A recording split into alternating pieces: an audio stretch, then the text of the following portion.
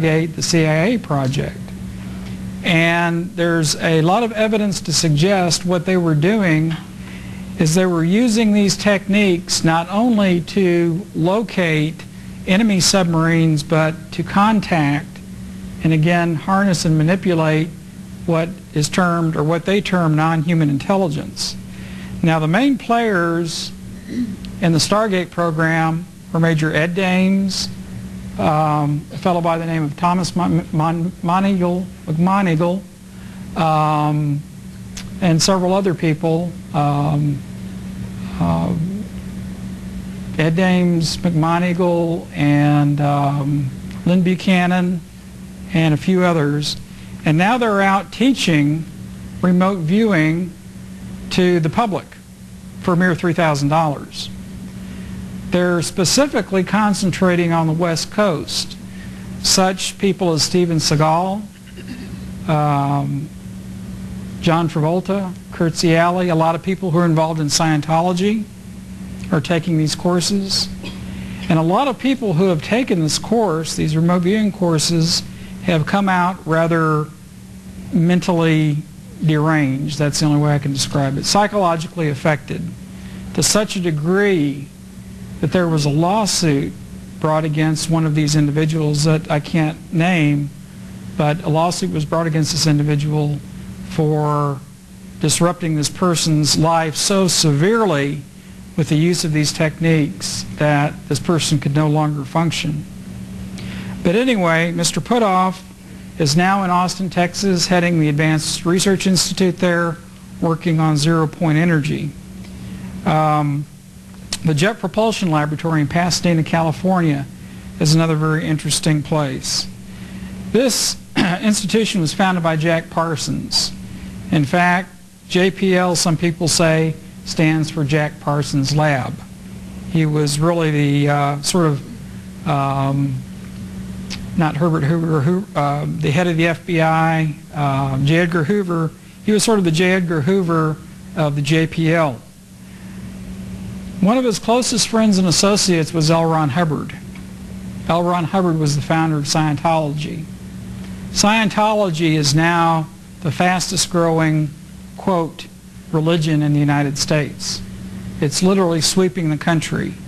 And it's been hidden under such names as Dianetics, Sterling Management Systems, which they went after physicians, dentists, a lot of professionals, and basically duping these people into believing that they were learning about management techniques when they were really learning about things like channeling and occult practices.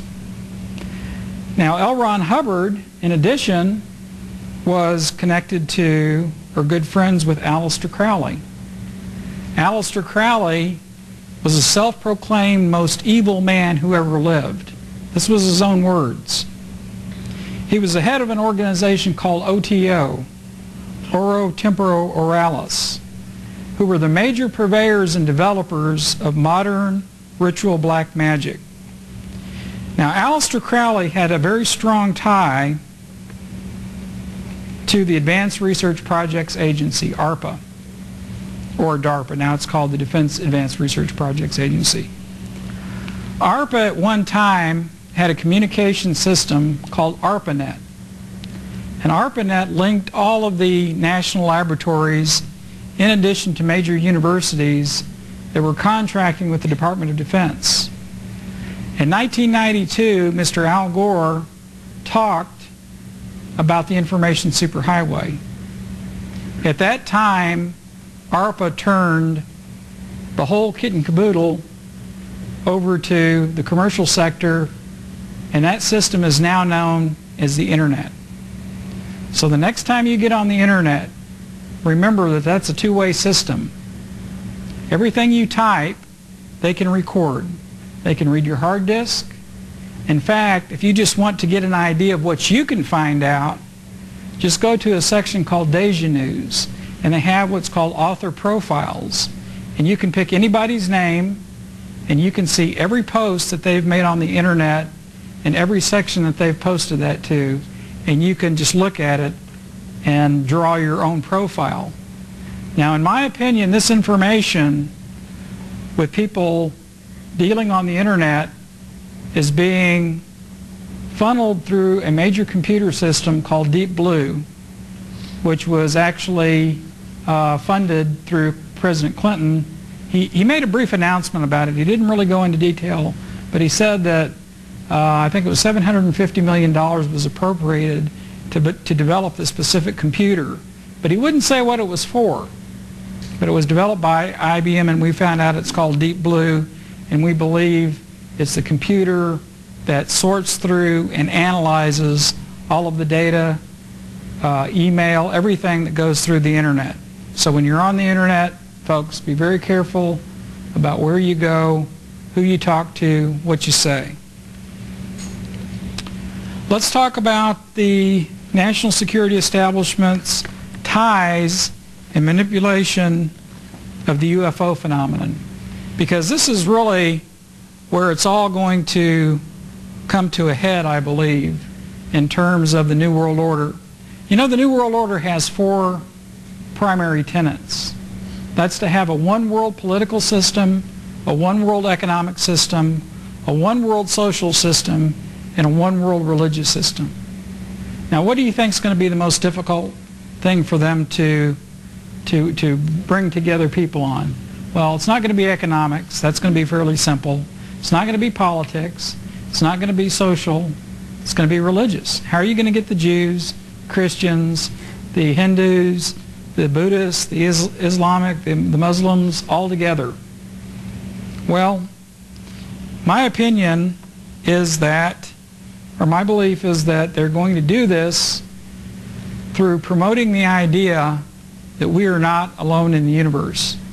And I'm going to give you a brief history of the UFO phenomenon and how it has progressed during the last 50 years. It started back in 1947, which oddly enough was just 1 year before the formation of the State of Israel. A fellow by the name of Kenneth Arnold was flying a small single-engine airplane over Mount Rainier when he spotted a number of odd objects out on the horizon. And the only way that he could describe these objects to the ground control was that he said they looked like flying saucers or flying discs. So that name kind of stuck. Well, he didn't think too much about it, and it kind of went by the wayside. But ever since 1947, the number of sightings of UFOs has grown almost exponentially. It's just gone off the scale. If we could plot the number of sightings, you'd see every year this growing more and more and more. So something is going on. Now what I have here is just the classic image or concept of what a UFO looks like. This looks like that mothership out of Independence Day. Pretty good watercolor painting. But this is our concept that they have planted in our mind. When somebody says UFO, this is what you think of. Now, by the way, let me clarify something. The term UFO is not just a colloquialism or euphemism or idiom. This was an actual term coined by the UF Air Force during Project Blue Book, when they did the Blue Book study during the 50s and 60s. They termed these UFOs. So that is the official name. And I will continue to refer to these objects as UFOs. At first, people just saw these things in the distance in the sky. And then pretty soon, they started landing. And people would see them on the ground. And there would be trace evidence that something was there, either a circular burn or radiation or something on the ground.